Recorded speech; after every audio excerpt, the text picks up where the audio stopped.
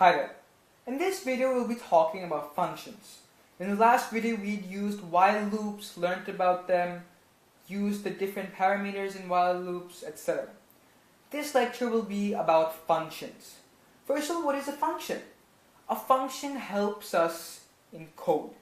Basically, it makes our life much more easier. Instead of repeating the code a lot, we can use a function to save space and save time. Let's get to it. In Python, a function is divided into three parts: a name, a parameter, and a body. So to initialize every function in Python, you have to use the def keyword. So def func name. So this can be any name you want. I'm just going to call it func name. And then the parameter. So let's create a simple function which takes in a person's name and then prints out hello person name. So my name. Alright. Put a colon. Alright.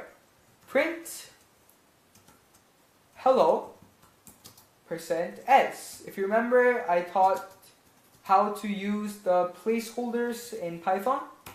So we're going to use %my name. Click enter. Awesome. Now let's say we had to pass a parameter through. So we just use func name Avinash. Click enter. Hello Avinash. So let me just walk you through what we did. First, we initialized a function using the def key. We gave the function a name, func name, and we added a parameter, my name. We used a colon to signify we're done initializing the function name. After the colon comes the body. This part is the body. In it comes your code which will be run when the function is called. All we're doing is saying print hello %s, and %s is a placeholder for my name. So whatever you pass through here will be printed after hello. Hello Avinash. Now our function can take more than one parameter. So let's create a new function, def full name, in which it'll take two parameters, first name and last name. Let's make the capitals so that we understand. Let's put a colon. Now we're just going to say print hello %s, first name, last name. Then here we do is percent and then in brackets f name l name. Awesome. There we go, simple as that. Now while calling the function, we're gonna have to pass in two parameters. So Avinash and then comma Jane. There we go, click enter. Hello Avinash Jane. Awesome. So we've created our first two running functions. That's great. Now with functions you can do a lot more. You can add for loops, while loops, if and else statements. Functions can be anything. And later on in the course we will be using a lot of functions. You can also return in functions. Let's say that we were trying to make let's do a tax return. So let's create a function, tax return, in which there's 10% tax charged on every item. So it's going to take the cost of the item as its parameter, and it's going to return. So this is where the return keyword comes in.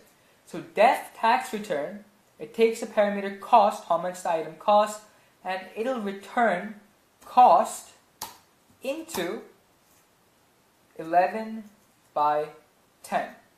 Or we can do 1.1. Return cost 1.1.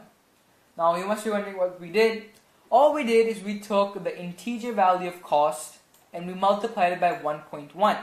Because the tax would be 10%, it's 10% of it. So if you think about it using fractions, we'll get 1.1.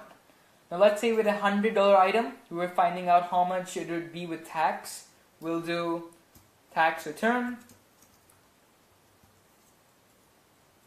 Print tax return, and the parameter will be 100. Do this 110.00001.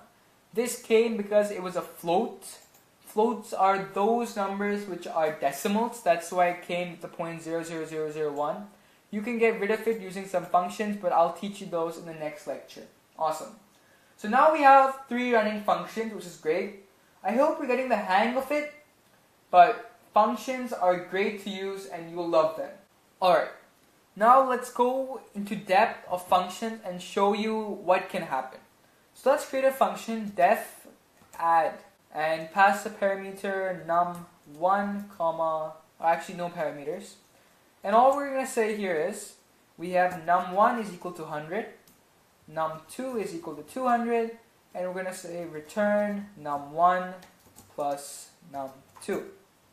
Sorry, num2. Alright. Now, if I tried calling and saying print num1, what do you think is going to happen? It gives me an error. Name num1 is not defined. But you must be saying, but we defined it right here. Why isn't it printing it? Well, the problem here is that we have defined it internally. Internally. So the num1 is equal to 100 is in the function. That means that this variable only exists in the function.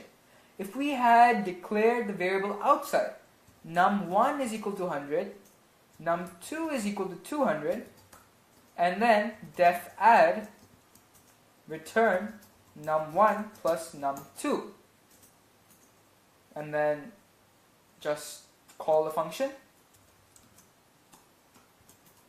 300. There we go.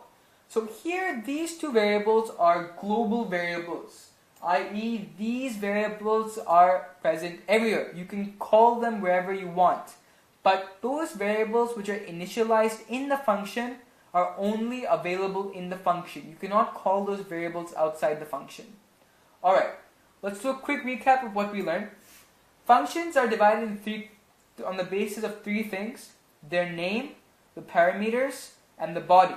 So to create a function, you use the def keyword, your func name, and then the parameters you want to pass. And then inside, you put a colon first, and then inside the function, you can write whatever code you want. Parameters, or I can say print parameters rock. Doesn't matter. Great. This is our function, and to call it, all we do is func name. Hi. You can pass any parameter you want, and it'll just print parameters rock. Great. We also learned about how to use real-life functions here, and we learned about global and internal variables and functions. Awesome. In the next lecture, we'll be dealing with functions already in Python and how to use them. See you in the next lecture.